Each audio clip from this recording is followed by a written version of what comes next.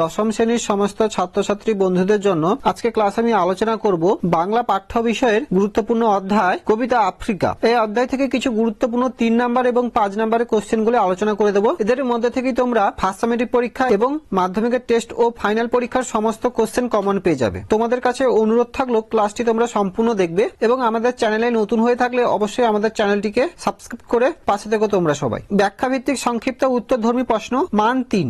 1 সংখ্যাকে চাচ্ছিলে হার মানাতে invert comma, কে সংখ্যাকে হার মানাতে চাচ্ছিল, কিভাবে সে সংখ্যাকে হার মানাতে চাচ্ছিল। 2 অশুভ ধ্বনিতে ঘোষণা করলো দিনের অন্তিম কাল ইনভার্ট কমা, অশুভ ধ্বনি বলতে কি বোঝানো হয়েছে, দিনের অন্তিম কাল ঘোষণা করার মর্মার্থ বুঝিয়ে দাও। 3 চিরচিহ্ন দিয়ে গেল তোমার অপমানিত ইতিহাসে ইনভার্ট কমা, ইতিহাস কিভাবে অপমানিত হয়েছিল তা বুঝিয়ে দাও। তোমরা নম্বর বিভাজনটা ভালো করে দেখে রাখবে, কারণ নম্বর বিভাজন অনুযায়ী তোমাদের উত্তর লিখতে হবে। 4 সভ্যতার শেষ পূর্ণবাণী ইনভার্ট কমা, কিসের মধ্য দিয়ে এই বাণী উচ্চারিত, পূর্ণবাণীর স্বরূপ কি। 5 এসো যুগান্তরের কবি, যুগান্তরের কবির স্বরূপ আলোচনা করো। এই 5টি 3 নাম্বার কোশ্চেন তোমরা ভালো করে দেখে রাখবে, এদের মধ্যে থেকে তোমরা অবশ্যই কমন পেয়ে যাবে। এবার চলে আসো রচনাধর্মী প্রশ্ন। মান 5। 1 চিরচিহ্ন দিয়ে গেল তোমার অপমানিত ইতিহাসে ইনভার্ট কমা, তোমার বলতে কার কথা বলা হয়েছে, তার অপমানিত ইতিহাসের সংক্ষিপ্ত পরিচয় দাও। 2 সেই হোক তোমার সভ্যতার শেষ পূর্ণবাণী ইনভার্ট কমা, কোন প্রসঙ্গে এই উক্তি, উক্তিটির তাৎপর্য বিশ্লেষণ করো। 3 হাই ছায়াবিদ্যা